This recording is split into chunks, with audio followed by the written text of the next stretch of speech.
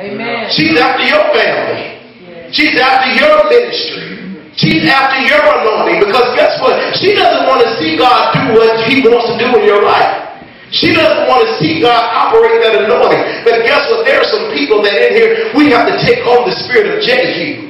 That there are some people that I believe God is anointing that won't be a statistic. That we won't fall into spiritual perversion. That we won't fall into, this is the status quo. God has some prophets. God has some mighty women of God. God has some apostles that he's given them an ear to see the trap of the enemy. God is going to anoint some of us so much to the point that we're not going to be seduced by what everybody else is doing. We're not going to be taken advantage of by this is what's popular. But God is going to give us an ability to stand in the midst of adversity. How many of us want a mind that we can stand? That every time something comes, we move and I say, Lord, give me the strength, Lord, that I can stand when stuff gets powered, Lord. Give me the strength that every time I feel like throwing in the towel and saying I'm not coming back, I don't want to be bothered, they get on my nerves, they won't listen, they don't want to do right. But God, give me the strength, God, that I can stand and I can still keep preaching, Lord. Give me the strength, oh God, that when I know people ain't doing me right, Lord, that I can stay there and I can take the abuse. That, Lord, I can stay there and I can take the rebuke. That I can stay there and I can take the pain. God, give me a spirit, oh Lord, that I can withstand the attacks of Jezebel. Give me a spirit to stand. Look at your neighbor and say, neighbor, it's standing time. There's no more time for running. There's no more time for darting between and running to this miracle crusade and ordering your miracle seed healing water out the mail. No, it's time to stand on what God has already given us. And God has given us his word. It's time out for sitting in and waiting for it to send our miracle strip of leaf that came from the Israelite, wherever it came from. This is our time to stand on what God has already put in us. And he's put his word. He's put his seed. He's put his righteousness. It's time to man up and stand up. See what I like about Jehu, because Jehu was as my mother would say. She said, my mother told me one time, she said she likes roughnecks. And Jehu reminds me of that.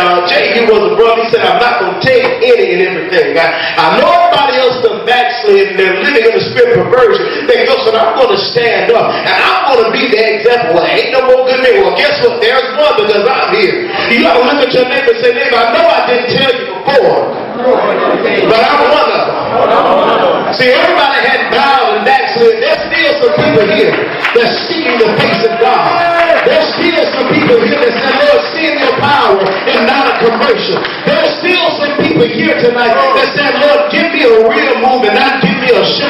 There's some people that still saying, God, send your power and not a personality. There are still some people here that say, send your demonstrator and not a demon. There are some people here tonight that say, Lord, give me the realness of the Spirit. There are some people here tonight that are hungry and they're yearning for the expectation for the sons and daughters of God to be revealed. There are some people here that have been praying all night long and been saying, Lord, create in me, O God, a clean heart, Lord Jesus, and renew in me a right spirit.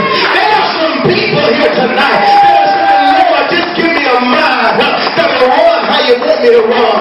There are some people here tonight that are saying, Lord, we want to correct tonight. Correct person me. Somebody say, yes.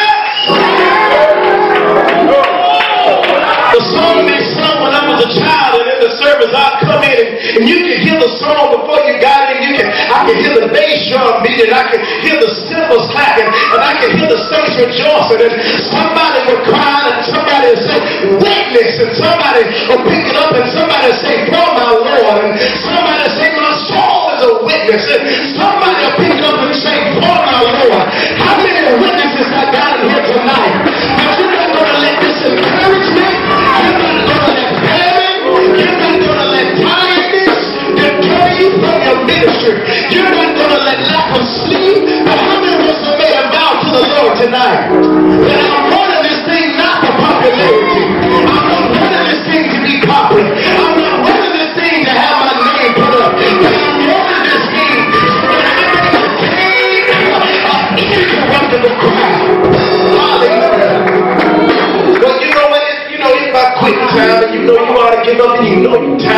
don't nobody else come to church. Just give up. See, that's the spirit of disencouragement. And disencouragement is ran by a woman by the name of Jezebel. And Jezebel was trying to push you out of your miracle. Jezebel was trying to push you out of your gift. Because Jezebel understands that if you're not committed to what you got now, how can you be responsible for what God is going to give you later? You're not even responsible for being in the house. So how are you going to be responsible when God raised up to being a mighty evangelist?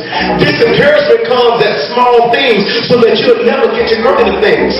See, but what I like about Jake didn't get satisfied and that, you know what, well, this is the way it is. You know what? If there's one person left that has their mind made up that I'm going to be a witness, that's one person that has the power to change a nation. If there's one person that has their mind made up that I'm going to live for God, that's one person who has the power to change your family. If there's one person in here tonight who has their mind